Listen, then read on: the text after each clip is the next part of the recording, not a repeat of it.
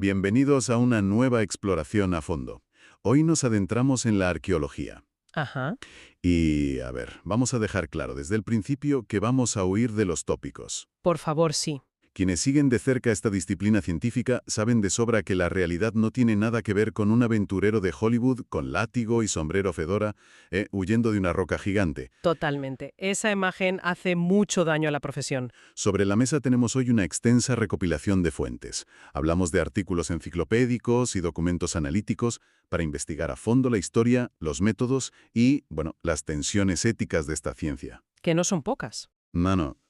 La misión de hoy es comprender cómo la arqueología es, de hecho, la única herramienta real de la que disponemos para entender más del 99% de la historia humana. Vale, vamos a desgranar esto porque las escalas temporales son alucinantes. Son inmensas, sí. Hay herramientas de piedra encontradas en el yacimiento de Lomekwi, esto está en África Oriental, que datan de hace 3,3 millones de años. 3,3 millones, se dice pronto. Exacto. Hablamos de un abismo de tiempo insondable en el que existieron numerosas especies de homínidos, sin dejar absolutamente ningún registro escrito. Es una inmensidad temporal que a menudo resulta muy difícil de asimilar. Y es crucial entender que esa ausencia de documentos escritos hace que la cultura material sea tan sumamente vital. Fíjate en el sesgo monumental que conllevan los textos cuando por fin aparecen en la historia humana, hace apenas unos milenios. Claro, porque no todo el mundo sabía escribir. Exactamente. Históricamente, la alfabetización era un lujo extremadamente restringido, reservado a unas élites muy concretas. Hablamos del clero, la aristocracia, los escribas de palacio. Los que tenían el poder, vamos. Eso es. Esos textos reflejan agendas políticas, victorias militares a menudo muy exageradas y los valores de una fracción minúscula de la población. El registro material, por otro lado, es mucho más democrático. Me gusta esa palabra, democrático. ¿Es que lo es? Es la basura cotidiana, las herramientas rotas, los cimientos de las casas de la gente común. Por supuesto, la arqueología está sujeta a sus propios sesgos de preservación. Claro, el paso del tiempo perdona a unas cosas y a otras no. Exacto. La madera o el cuero se pudren, mientras que la piedra y la cerámica sobreviven. Pero en esencia nos ofrece la verdadera historia de quienes nunca tuvieron voz en las crónicas oficiales. Claro, es como intentar reconstruir cómo era una sociedad leyendo solo los comunicados de prensa del gobierno, frente a examinar directamente los cubos de basura de los barrios. Muy buena analogía. El cubo de basura rara vez miente. Desde luego que no. Pero llegar a ese nivel de rigor analítico en la arqueología tomó bastantes siglos, ¿eh? Si repasamos el origen de los primeros investigadores del pasado en nuestras fuentes, resulta que el primer arqueólogo de la historia documentado no pertenece al siglo XIX. No para nada. Sino al imperio neobabilónico, alrededor del año 550 a.C. Fíjate si hace tiempo. Un rey llamado Nabonido, que se dedicó a excavar templos antiguos e intentó fechar los cimientos del templo de un gobernante anterior, el rey Naram-Sin. Lo fascinante aquí es el impulso cognitivo detrás de esa acción. Nabonido llegó a una conclusión sobre la fecha de ese templo y, se equivocó en su estimación por unos 1500 años. Casi nada. Un error pequeñito. Sí, un error que desde nuestra perspectiva actual resulta hasta entrañable, ¿no? Totalmente. Sin embargo, el simple hecho de buscar validación histórica cavando en la tierra para encontrar evidencias físicas, en lugar de conformarse con consultar los mitos o a los oráculos, que era lo habitual. Claro, lo que hacía todo el mundo. Eso supone un salto intelectual enorme para esa época.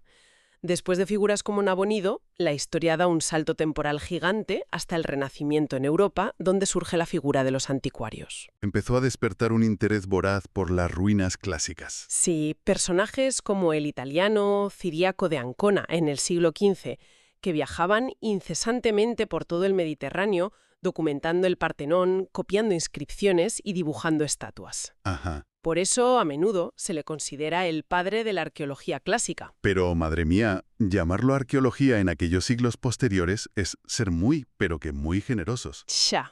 Viéndolo con ojos de hoy, sí. Por lo que describen los documentos, las primeras excavaciones formales en el siglo XVIII eran un caos destructivo absoluto. Una barbaridad. El ejemplo más flagrante que mencionan es el del ingeniero militar español Roque Joaquín de Alcubierre en los yacimientos de Pompeya y Herculano.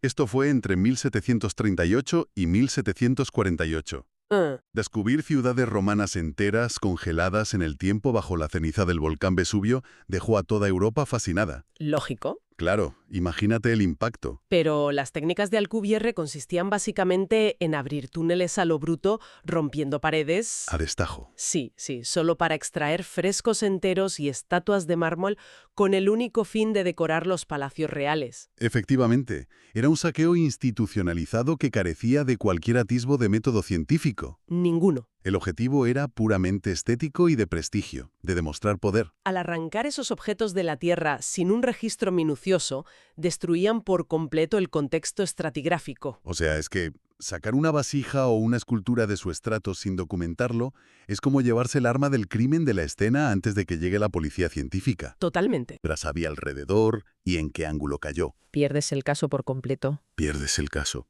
Aunque, curiosamente, los textos mencionan que Thomas Jefferson, en 1784, mucho antes de ser presidente de los Estados Unidos, hizo unas excavaciones en túmulos funerarios de nativos americanos en Virginia. Y parece que lo hizo con un poco más de cabeza. Sí, sí, fue un pionero en ese sentido. Utilizó un método de trincheras bastante metódico, cortando una sección del montículo para observar las distintas capas de huesos y entender si era un cementerio usado durante generaciones o una fosa común de una sola batalla. Y ese método de trincheras de Jefferson, motivado por responder a una pregunta de investigación y no por buscar objetos valiosos. Claro, no buscaba tesoros. Exacto, eso es un puente perfecto hacia lo que ocurre después. En el siglo XIX presenciamos la transición definitiva de la arqueología hacia una disciplina rigurosa. Ya por fin. Este cambio de paradigma fue posible gracias a la estratigrafía, un concepto que la arqueología tomó prestado de la geología y de pensadores como Charles Lyell. Ajá. La idea fundamental es el principio de superposición. Las capas de tierra inferiores se depositaron antes que las superiores, por lo tanto, representan periodos de tiempo sucesivos. Vamos, que lo que está más profundo es más antiguo. Tan simple y tan brillante como eso. Y ahí es donde la disciplina entra en las universidades y vemos a figuras que revolucionan por completo el trabajo de campo. Las fuentes destacan especialmente a Augustus Pitt Rivers a finales del siglo XIX. Un personaje clave. Se le considera el primer arqueólogo científico por una razón muy particular: su obsesión por catalogar absolutamente todos los artefactos encontrados. Todos, sin excepción. A Pitt Rivers no le importaba si desenterraba un brazalete de oro o una piedra astillada sin valor aparente. Lo guardaba todo y lo ordenaba por tipología para observar la evolución de los objetos a lo largo del tiempo. Y esta insistencia meticulosa en documentar lo ordinario es la piedra angular del método moderno. A este rigor se sumó William Flinders Petrie. Ah, el de Egipto. Ese mismo. Petrie revolucionó la egiptología. Se dio cuenta de que podía fechar tumbas y estratos basándose en algo tan mundano como la seriación de la cerámica. Fíjate, con lo aburrida que parece la cerámica rota. Pues es fundamental. Estudiando cómo cambiaban sutilmente las asas o los bordes de las vasijas a lo largo del tiempo, desarrolló un sistema de datación relativa espectacular. O sea que ya no dependían solo de encontrar un texto escrito. Exacto. Ya no se dependía exclusivamente de encontrar inscripciones con fechas concretas. La cerámica rota se convirtió en un reloj histórico muy fiable.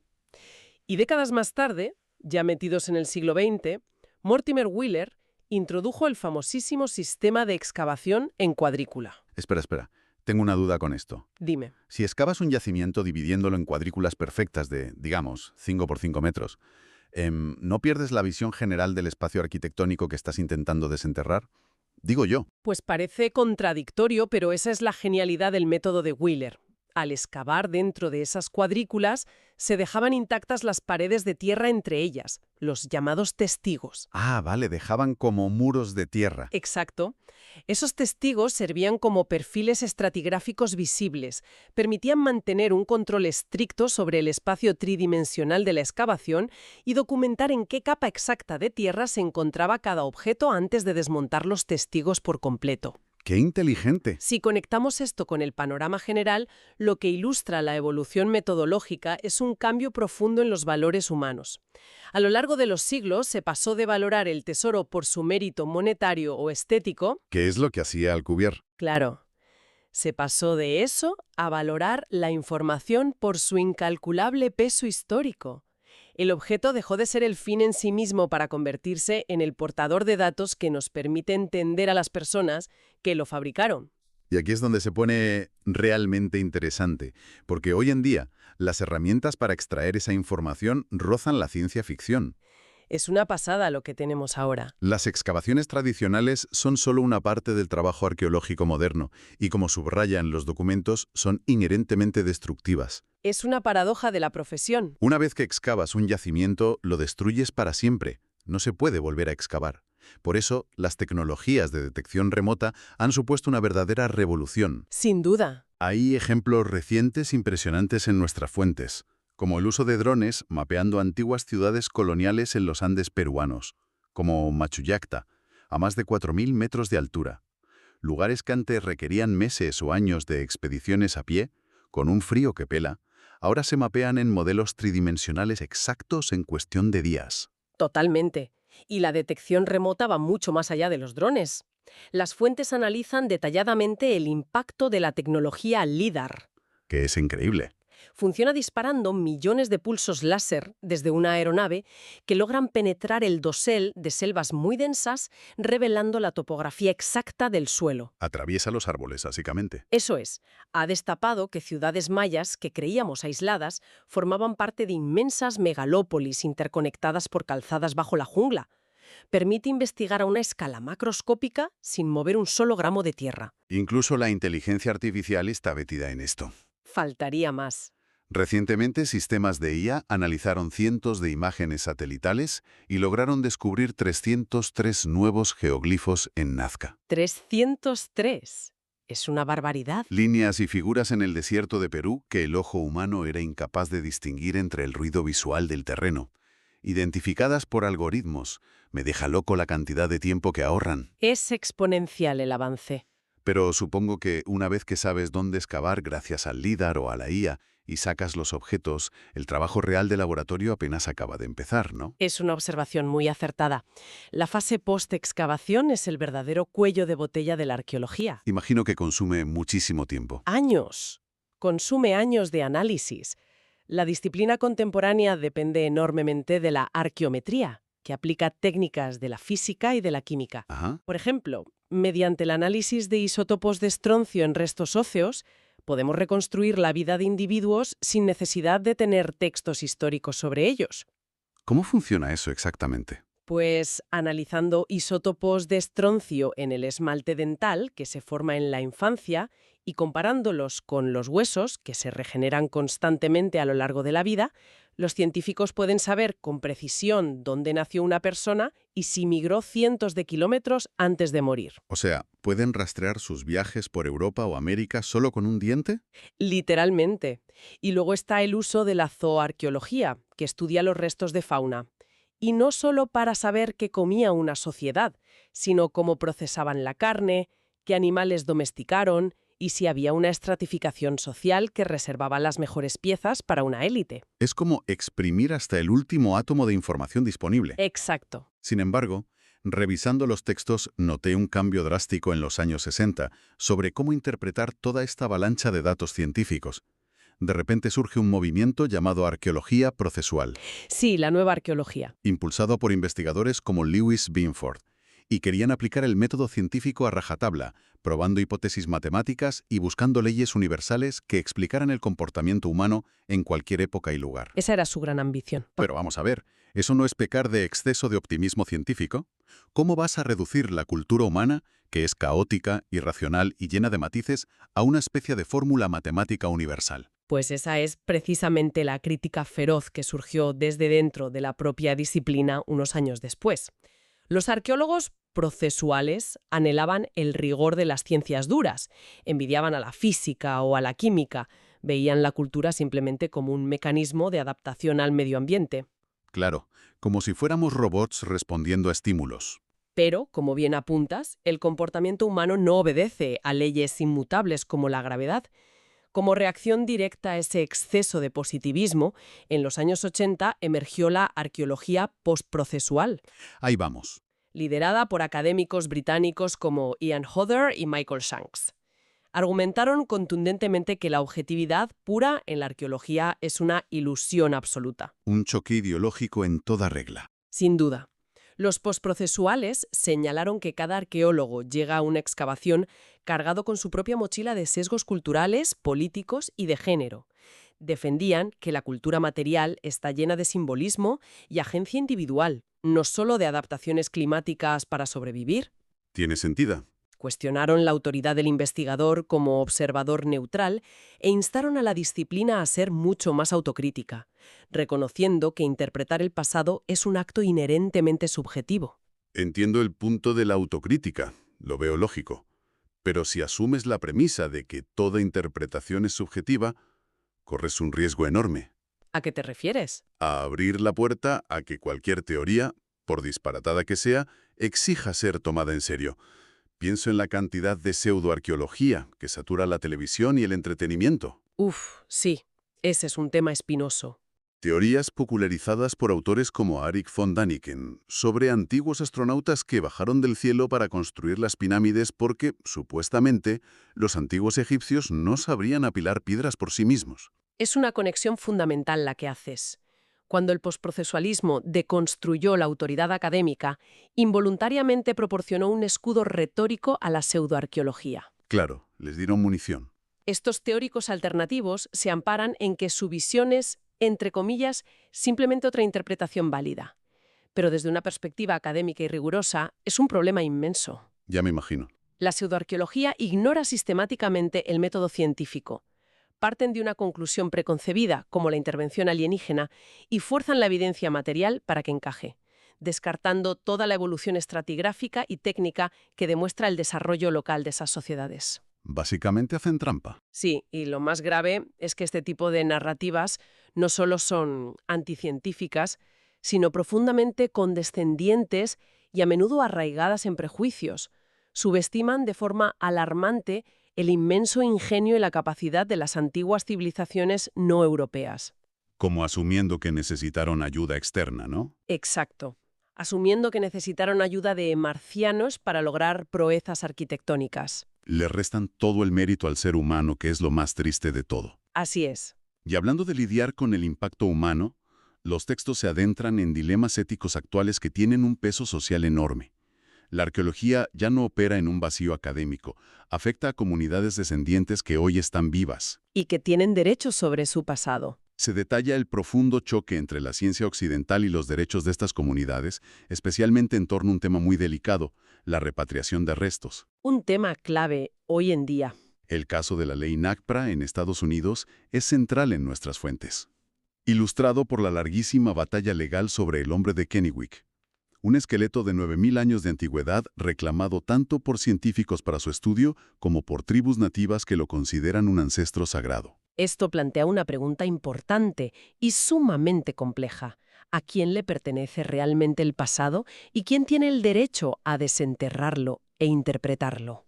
Es una buena pregunta. Para comprender la magnitud de estas visiones enfrentadas, los documentos exponen el caso de la Reserva Kitigan-Zibi, en Quebec, Canadá. Ajá. Allí, miembros de diversas naciones algonquinas lograron, tras largas negociaciones, que un museo canadiense les devolviera restos humanos y artefactos con más de 6.000 años de antigüedad.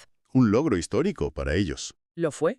Las comunidades nativas tomaron estos restos, los depositaron respetuosamente en cajas tradicionales hechas de cedro rojo y corteza de abedul, las forraron con pieles de castor y rata almizclera y las volvieron a enterrar bajo un montículo de rocas en un lugar secreto. Lo cual para un investigador procesual enfocado puramente en los datos debe parecer una pérdida irreparable. Seguramente. Enterrar ese material significa que no se podrán hacer futuras pruebas de ADN o de isótopos con tecnologías que aún ni se han inventado. Se pierde la información científica. Es exactamente el núcleo del conflicto ético.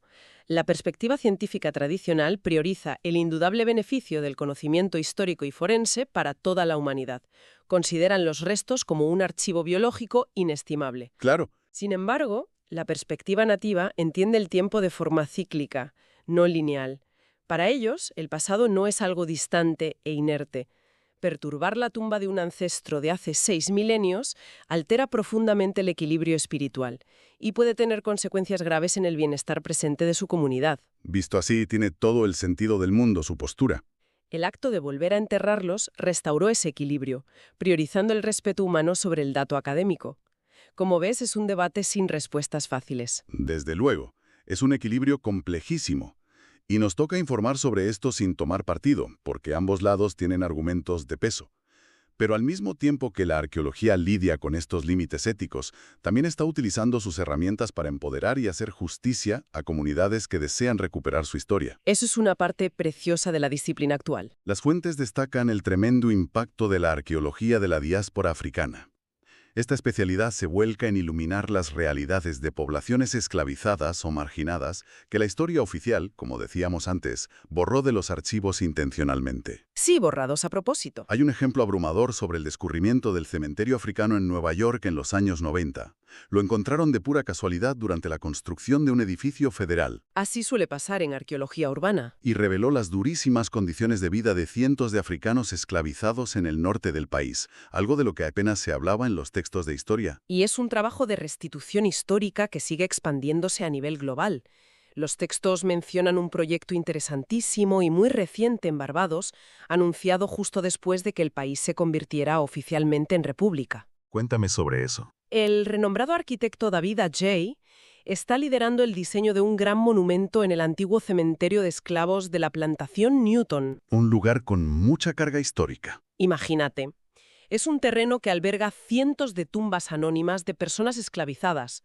A través de la investigación arqueológica se pueden documentar las prácticas funerarias, entender cómo esas personas honraban a sus muertos a pesar de la opresión extrema y qué tradiciones culturales lograron preservar de África. Darles un nombre y una historia. Se trata de utilizar el registro material para devolver la dignidad y la humanidad a quienes el sistema intentó despojar de todo. Convertir la arqueología en una herramienta de memoria y justicia social. Es fascinante. Lo es. Lamentablemente, mientras la disciplina se enfrenta a estos retos sociales, las fuentes terminan advirtiendo sobre una amenaza medioambiental crítica de la que nadie escapa: el cambio climático.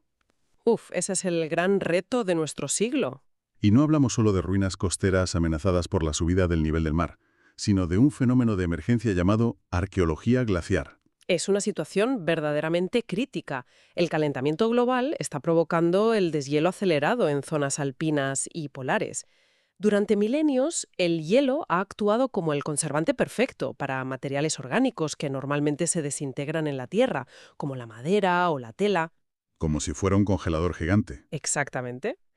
Pero ahora, los glaciares en retroceso están dejando al descubierto prendas de cuero intactas, flechas de madera con las plumas puestas e incluso cuerpos humanos perfectamente preservados. Madre mía. Pero el peligro radica en que, en el momento en que esos artefactos salen del hielo y quedan expuestos al oxígeno, a la luz solar y a la lluvia, comienzan a degradarse a una velocidad alarmante. Claro, se pudren enseguida. A menudo en cuestión de semanas o incluso días.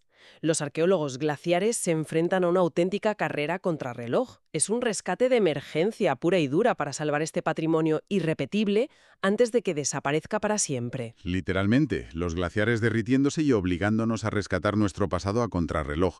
Menuda imagen para ir terminando. Es una imagen dura, sí. Entonces, ¿qué significa todo esto? Si algo nos dejan claro las fuentes que hemos analizado hoy, es que la arqueología está muy lejos de ser el estudio de objetos muertos y cubiertos de polvo. Muy lejos. Trata fundamentalmente sobre personas vivas. Es el espejo material donde nos miramos para entender quiénes somos, cómo nuestras sociedades han afrontado crisis climáticas y colapsos en el pasado. Y quizá lo más poderoso, es el mecanismo indispensable para dar visibilidad a aquellas comunidades que los vencedores intentaron borrar de la faz de la historia. Así es. Invitamos a nuestra audiencia a reflexionar sobre qué concepto, qué dilema o qué salto tecnológico de esta inmersión profunda les ha llamado más la atención.